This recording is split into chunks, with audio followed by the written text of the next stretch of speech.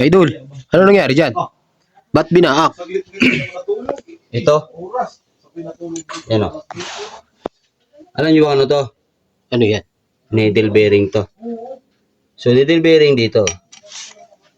Diyan yan. So, durog yung needle bearing, di ba? Bakit nagkaganyan? So, alam nyo mga idol kung bakit nagkaganito?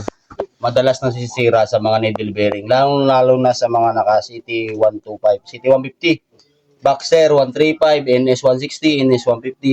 Pare-pareho lahat ng issue, no? Ganito rin yung motor na to. So, itong motor na to ay Hudyo 125. Yan, Hudyo 125. So, bakit nagkaganito daw lagi ang needle bearing? So, ang isa sa problema kung bakit nagkaganito lagi ang needle bearing, mga idol, no? Ay yung pag-adjust ng kadena ay sobrang higpit. Papaliwanag natin para maintindihan nila. Ito yung transmission. Hirap paliwanag. Yan. Ito transmission, di ba? Pantay. Sabihin natin ganito ang posisyon niya. Okay. Ito yung sprocket. Di ba? Dapat ang sprocket smooth lang siyang gagalaw. Hindi siya ipit. Kasi kung sobrang higpit, ito, ayan kung sobrang higpit ang sprocket, sabihin natin ito yung sprocket, pag sobrang higpit, hilahin niya to. Di ba? Hilahin niya to. Ngayon, pag nahilan niya yan, yung dulo niya, needle bearing yan. Ayan. Kumbaga, anong nangyayari, sisikwatin niya yung pinaka-needle bearing dito. Sisikwatin niya yan, kada takbo mo niya, siyempre porsyado, pagkapasok ng primera, segunda, di ba?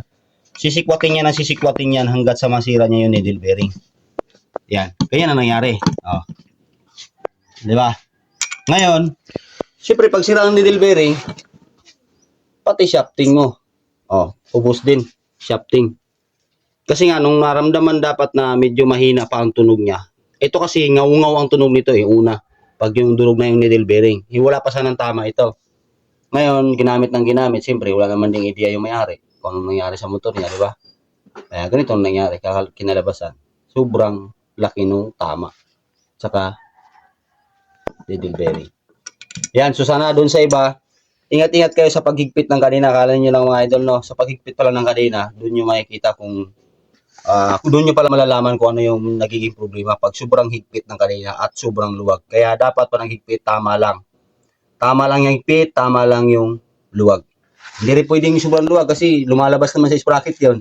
Hindi rin siya pwedeng mahigpit kasi nga masisira nga yung mga needle bearing. Okay, so sana nakabigay ng idea doon sa iba. At hindi mangyari sa inyo to. Pag nag-adjust kayo ng kadena, smooth lang, huwag nyong pilitin na sobrang tigas. Nauna sa mga naka-sidecar, yun, no? Barako, TMX, lahat ng mga sidecar. Right, so